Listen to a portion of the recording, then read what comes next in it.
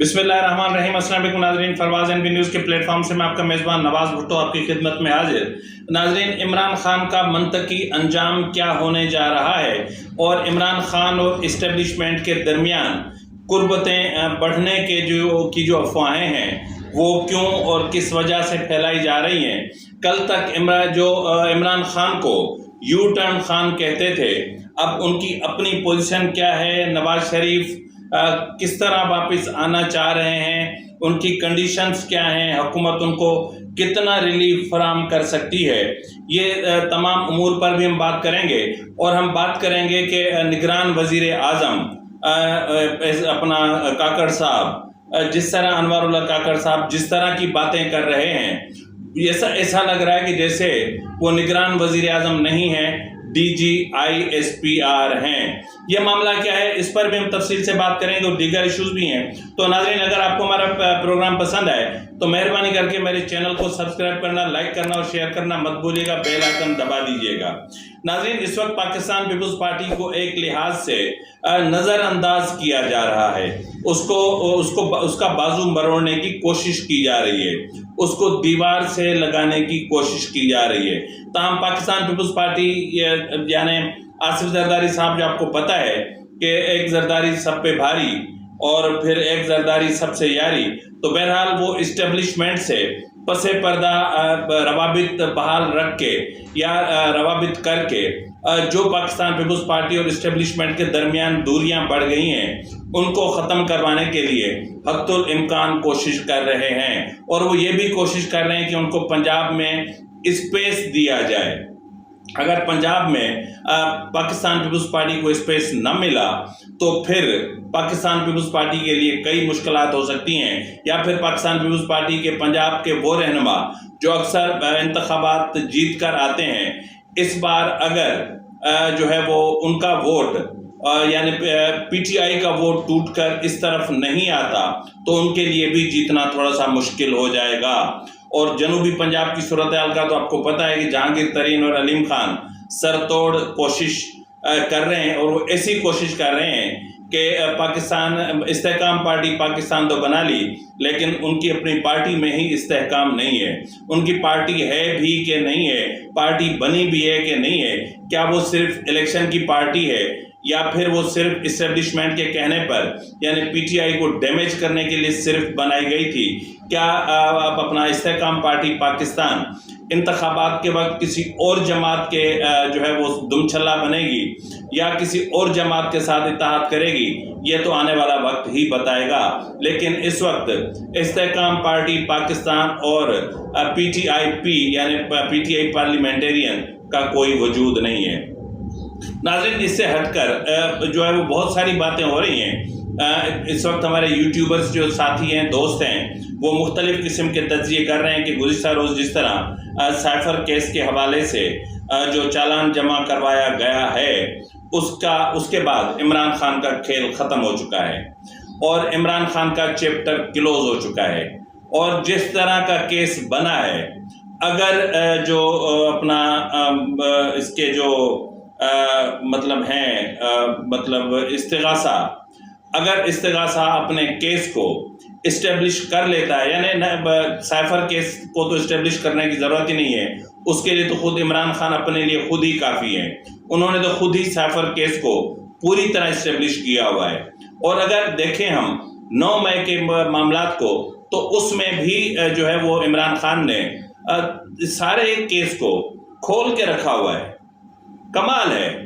मतलब एक होते हैं ना कि इंसान, मतलब कुछ लोग ऐसे होते हैं कि उनके हाथ और उनकी ज़बान उनके लिए काफ़ी होते हैं, उनको और किसी दुश्मन की ज़रूरत नहीं होती।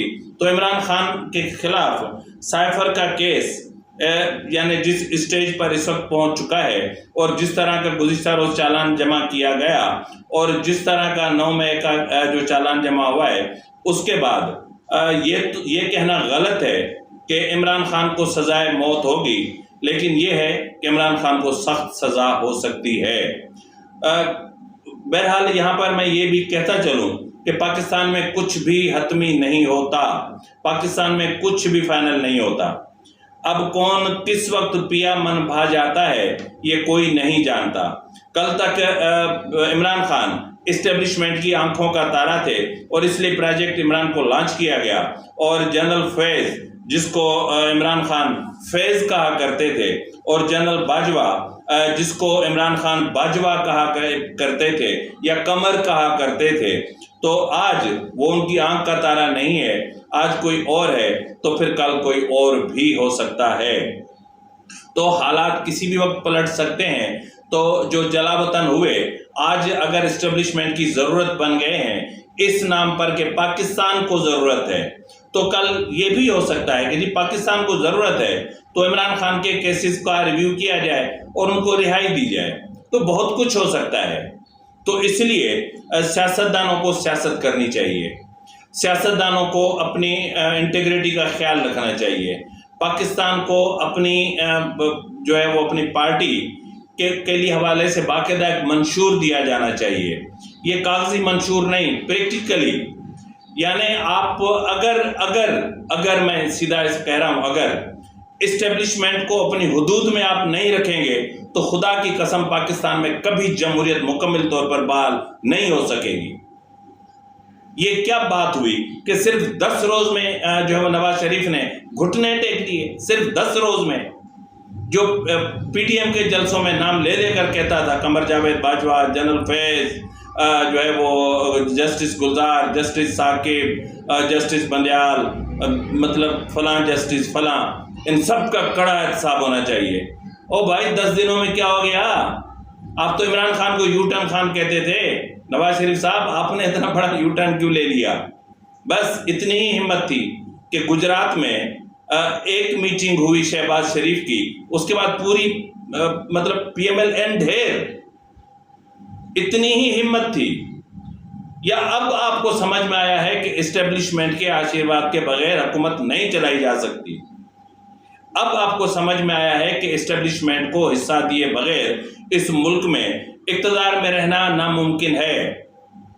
یہ آج آپ کو سمجھ میں آیا ہے کہ محترمہ بے نظیر بھٹو نے اسٹیبلشمنٹ کے آگے گھٹنے نہیں ٹیکے، ان کو شہید کروا دیا گیا، ذوالفقار علی بھٹو کو پھانسی چڑھا دیا گیا۔ یہ آج آپ کو سمجھ میں آیا کہ اسٹیبلشمنٹ سے بنا کے رکھو، کیونکہ آپ لوگوں کو اپنے وقار، اپنی عزت، اپنی پارٹی کا وقار، اپنی اہمیت، اپنی طاقت کا اندازہ ہی نہیں ہے۔ اگر تمام پولیٹیکل پارٹیز یکجا ہو کر کھڑی ہو جائیں کہ ہم الیکشن میں حصہ نہیں لیتے، اسٹیبلشمنٹ کے کردار کو آئینی حدود میں لے جائیں، وہاں رکھیں، پھر دیکھیں کیا نہیں ہو سکتا۔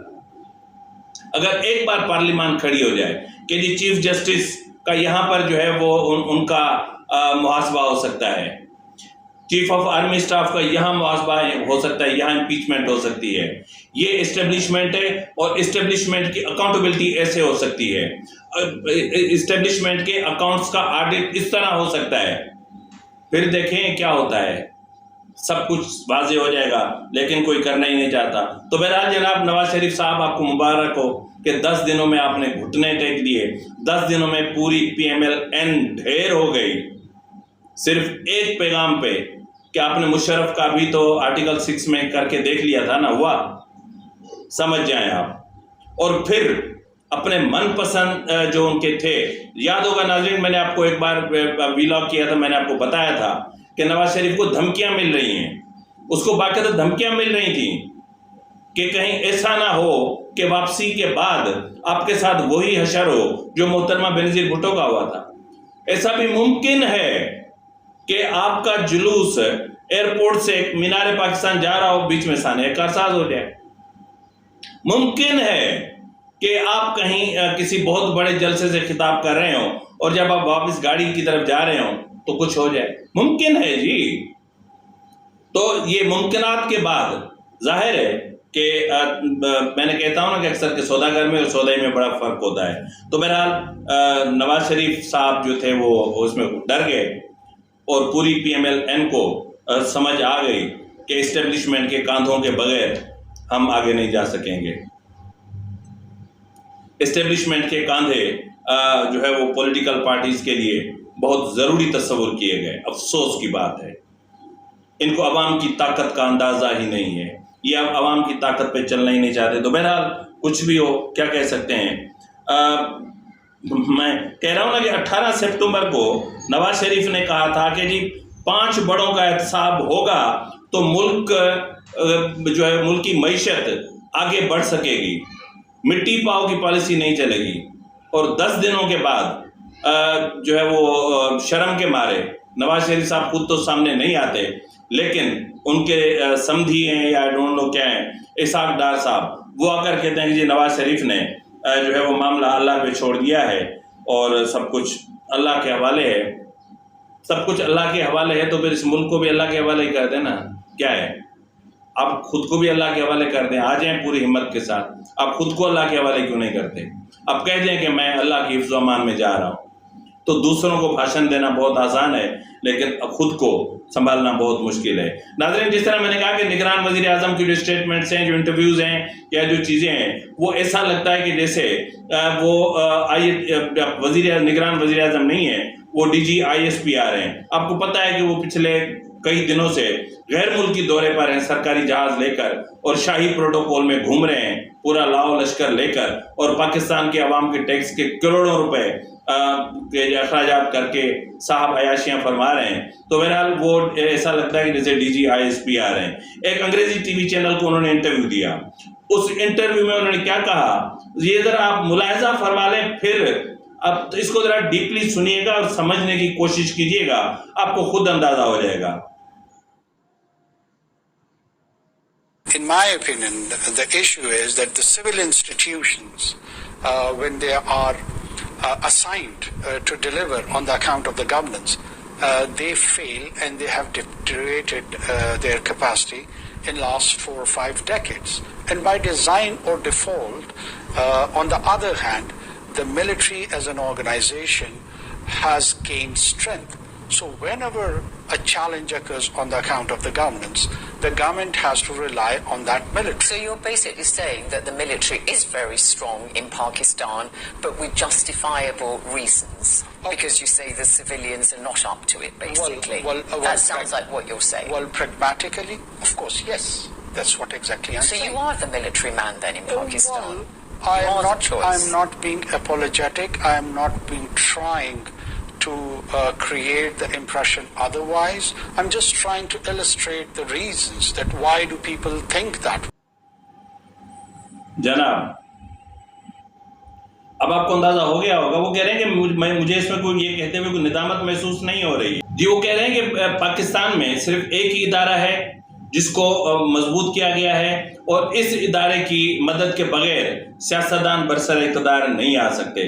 یعنی میں نے کہا نا آپ کو کہ ایسا لگ رہا ہے کہ جیسے انوار اللہ کاکڑ صاحب ISPR کے DG ہوں یا پھر ہمارے ملک کی اسٹیبلشمنٹ کے ترجمان ہوں. بہرحال کیا کہہ سکتے ہیں، شرم کی بات ہے کہ کیئر ٹیکر پرائم منسٹر بتا رہا ہے کہ پچھلے 4-5 دہائیوں سے اس ملک کے جو سول ادارے ہیں یا سول گورنمنٹس آئی ہیں، الیکٹڈ گورنمنٹس جو آئیں، وہ ناکام ہوئی اور لوگوں کا اسٹیبلشمنٹ پر اعتبار بڑھا ہے. ہمیں تو آپ پر بھی اعتبار نہیں ہے، کیونکہ آپ کون ہیں؟ آپ انہی کی کوکھ سے جنم لیے ہوئے ایک پرزے ہیں، آپ ایک چوزے ہیں. ہائی برڈ جو ہے وہ ایک سسٹم جو ہے نا، آپ اس کا حصہ ہیں. اس سے بڑھ کر آپ کی کوئی اوقات نہیں ہے. اور آپ نگران وزیر اعظم ہو کے اور آپ ایسی بات کریں، آپ کو تو شرم آنی چاہیے. افسوس ہے، افسوس سے کہنا پڑ رہا ہے مجھے. تبھی اس ملک میں جمہوریت مستحکم نہیں ہوتی کہ بار بار ان کے بازو مروڑے جاتے ہیں، بار بار انٹرفیرنس کی جاتی ہے. وزیر خارجہ ہمارا ہوگا، وزیر داخلہ ہمارا ہوگا، فائنانس منسٹر ہمارا ہوگا. اب آپ کو یہ تجربہ کرنا ہے، اب آپ کو یہ تجربہ کرنا ہے. کر کے دیکھ لیا نا عمران خان کا تجربہ، مشرف کے تجربات کر کے دیکھ لیے نا کہ ہم اگر جو ہے وہ امریکنز کو اپنے راستے دے دیں گے افغانستان تک پہنچنے کے لیے، ہمیں بہت سارے ڈالر ملیں گے. پھر 90,000 شہادتیں بھی ہوئی نا. یہ ہے تجربات ہوتے ہیں. ضیاء نے بھی جو ہے وہ افغانستان میں طالبان بھجوائے نا، اسی امریکہ کے کہنے پر. اوجڑی کیمپ کا ثانیہ کس کو کون بھول سکتا ہے؟ تو تجربات کر کے دیکھ لیے نا. پھر TTP کو افغانستان سے خیبر پختونخوا تک لانے کا بھی تجربہ کر کے دیکھ لیا نا کہ نیٹو کا سارا اسلحہ خیبر پختونخوا، بلوچستان اور سندھ اور پنجاب کے کچے کے ڈاکوؤں تک پہنچ گئے، دہشت گردوں کو تو چھوڑے ہیں۔ بہرحال ناظرین، بات کرتے جائیں گے تو بات بہت بڑی ہو جائے گی۔ اس وقت جو ہے وہ نواز شریف اسٹیبلشمنٹ کی بیسٹ چوائس ہیں، وہی ان کی مجبوری ہیں اور انہی کو اقتدار میں لانا بہت ضروری ہے۔ اور یہ بات میں آپ کو بتانی بھول گیا کہ وہ آنے سے پہلے سعودی عرب جائیں گے، اور یہ بھی امکان ظاہر کیا جا رہا ہے کہ چیف آف آرمی اسٹاف بھی سعودی عرب جائیں گے، اور وہاں شاہی خاندان کے بیچ میں کوئی معاہدہ ہوگا یا کوئی ایگریمنٹ ہوگا یا کچھ کنڈیشنز طے پائیں گی، کچھ شرائط ہوں گی، اس کے بعد نواز شریف واپس آئیں گے۔ اور سعودی عرب تو آپ کو پتہ ہے کہ ہمیشہ گارنٹیئر رہا ہے، اور سعودی عرب جو ہے وہ نواز شریف کے آتے ہی، یعنی گورنمنٹ جو بھی الیکٹ ہو کے آئے گی، سعودی عرب ایک بہت بڑا پیکیج بھی دیں گے، اور بہت زیادہ پاور سیکٹر میں اور مطلب منرلز اینڈ مائنز کے سیکٹر میں بہت زیادہ انویسٹمنٹ کا ارادہ بھی رکھتے ہیں۔ اب دیکھتے ہیں آگے کیا ہوتا ہے۔ تو بہرحال جنرل فیض اور جنرل باجوہ اور تین جو ہے وہ کرپٹ چیف جسٹسز کا معاملہ نواز شریف نے اللہ پہ چھوڑ دیا ہے، لیکن انہوں نے خود کو اللہ پہ نہیں چھوڑا۔ اس چیز کا مجھے ہمیشہ بہت دکھ رہے گا۔ فی الوقت کے لیے اتنا ہی، ملتے ہیں اگلے ولاگ میں، تب تک اجازت دیجیے، خدا حافظ۔